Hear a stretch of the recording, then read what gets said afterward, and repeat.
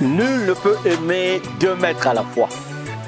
La Bible nous le dit, le Christ nous le dit, nul ne peut aimer Dieu et maman. Maman, évidemment, pris pour l'argent. Regardez, nous venons sur cette terre avec rien, absolument rien, sur tous les plans. Voilà que nous nous mettons à nous battre pour accumuler, pour collecter, pour encombrer, pour épargner. Mais quand nous quittons cette terre avec rien. Que nous le voulions ou non, il nous faudra un jour être séparés de tout.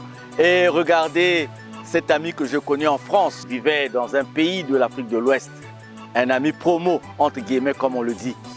Et il avait pris toutes les dispositions pour éviter la maladie, pour éviter tout ce qui pouvait le conduire, l'amener à ne pas être aux prises avec les aléas de la vie et surtout avec la mort. En tout cas, il avait garde-corps, il était bien entouré, la maison désinfectée à tout moment.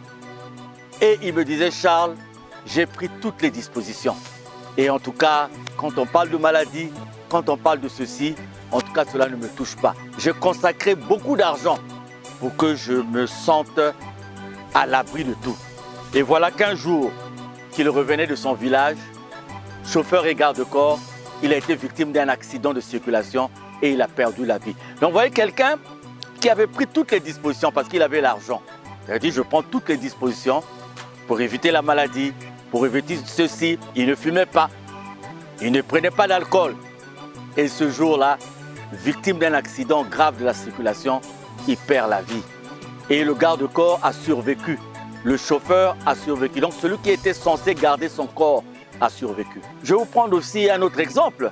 C'est celui de cet ancien combattant que nous connaissons quelque part dans notre village, qui était tellement pingre, tellement avare, et que tout le monde lui avait dit, le jour de ta mort, tu n'auras personne pour t'assister.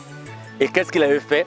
Eh bien, le monsieur, il avait acheté son cercueil, il avait tout préparé, il avait pris une grosse enveloppe d'argent, il l'a mis dans le cercueil pour que le jour de sa mort, que les gens n'aient pas à chercher à faire quoi que ce soit. Mais écoutez, ce monsieur est mort pendant qu'il faisait la pêche, donc il est mort noyé et son corps n'a jamais été retrouvé. Alors la mort, le souffle de vie, eh bien les limites de la sagesse et de l'intelligence des hommes de la terre sont déterminées par ces deux phénomènes. L'argent peut-il racheter la mort? Si l'argent pouvait racheter la mort, en tout cas beaucoup de gens n'allaient plus mourir. Beaucoup de gens allaient vivre sur cette terre. Et le souffle de vie, vous savez, aujourd'hui l'intelligence artificielle, on a fabriqué des robots qui imitent l'homme, mais on n'est pas arrivé à créer le souffle de vie, parce que le souffle de vie appartient au Créateur. Alors mes bien-aimés, on devient voleur pour gagner de l'argent, on devient escroc pour gagner de l'argent, on arnaque pour gagner de l'argent, on se fait du mal pour gagner de l'argent, on fait du mal aux autres pour gagner de l'argent. Et on se promène parce qu'on a beaucoup d'argent, on se dit on est le maître de la vie. On se promène, on a beaucoup d'argent, on se dit on a le pouvoir de mort et de vie sur les autres. Mais est-ce que l'argent peut-il racheter la mort? Est-ce qu'on peut négocier la vie éternelle? Est-ce qu'on peut négocier le souffle de vie avec l'argent? À cela et nous, c'est le thème de ce samedi, 20 h sur Ziana TV. En tout cas, c'est une tristesse, hein? Et même dans les milieux de l'église, parce que ce qui nous concerne, évidemment, ce sont les milieux de prière, on se rend compte que les gens courent vers l'argent. Les gens sont prêts à tout pour gagner de l'argent.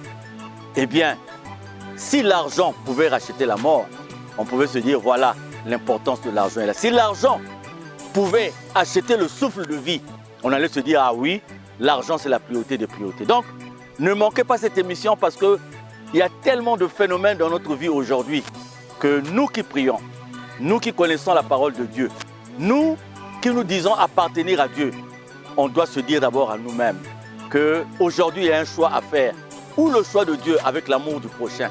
Parce qu'on ne voit pas Dieu, mais on voit Dieu à travers le prochain. Donc, ou le choix de Dieu avec cet amour, ou le choix de l'argent. Et là, on n'a pas Dieu avec soi. Mais ce qui est vrai, tu peux avoir beaucoup d'argent, tu ne pourras jamais acheter la mort. Il y a des maladies impolies. Moi, je venais de vivre un phénomène dans ce sens. Vous pouvez avoir beaucoup d'argent, vous arrivez devant des maladies qui vous rient, des maladies qui se moquent de vous, qui se moquent de votre argent. Dieu, c'est lui l'Éternel. Dieu, c'est à lui qu'appartient l'éternité. 20h samedi, Ziana TV, Rodolphe Simakoso, la chaîne au cœur des diasporas. La RTOPH, Roger Tello, le canal du Dieu vivant. Chancy Ristal à la réalisation, Donald Dinga qui nous assiste aujourd'hui en tant que preneur de sang. À samedi, 20h.